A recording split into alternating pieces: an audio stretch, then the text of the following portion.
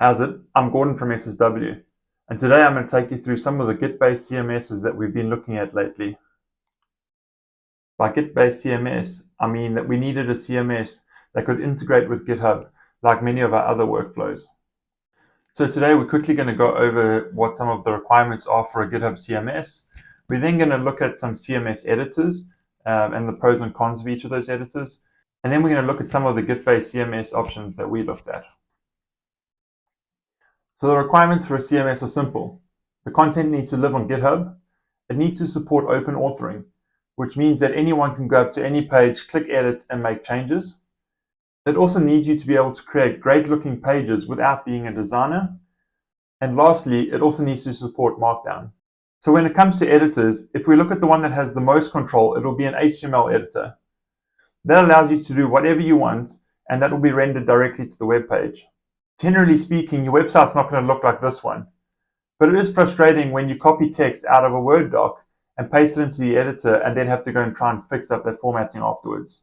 So next up, we go to the far other extreme, where instead of just being able to type out your website content, you have a form field for every type of content that's on the page. Now, while this sounds like a great idea, it does mean that every single one of your pages feels like the page before it. Next up, we have Markdown. Markdown is a great way to edit your website content. It allows you to do some basic formatting while still keeping the style and theme of the website intact, but it is limited in the markup that it supports. And the way we do Markdown++ is going with MDX.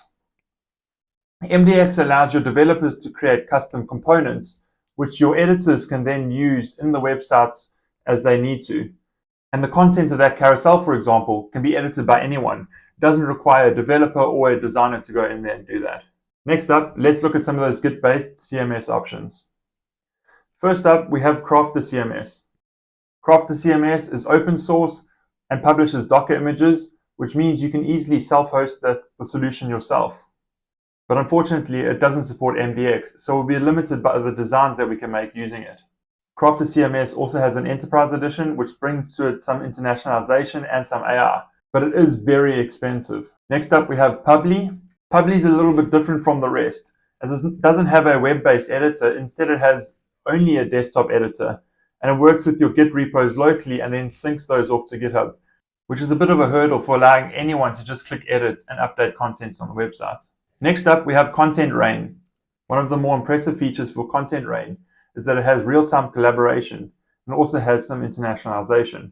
Unfortunately, it does store its content in a JSON format, which means it's not Markdown, and it is harder for us to go and edit that content in the repo directly. Next up, we have Static CMS. Static CMS has a lot of the types of features that we're looking for in beta, like editorial workflows and open authoring. And it doesn't have MDX support, as it's a fork for the same editor that we use currently for SSW rules, which is Netlify CMS. So I know what you're thinking, right? With none of these tools really meeting our requirements, let's just build our own. That sounds like a great idea. We can control everything we want, build exactly the features we want, exactly how we want them. Surely there's a better way. We can't build everything that we need from scratch, can we? And that brings me to the last option, which is Tina CMS.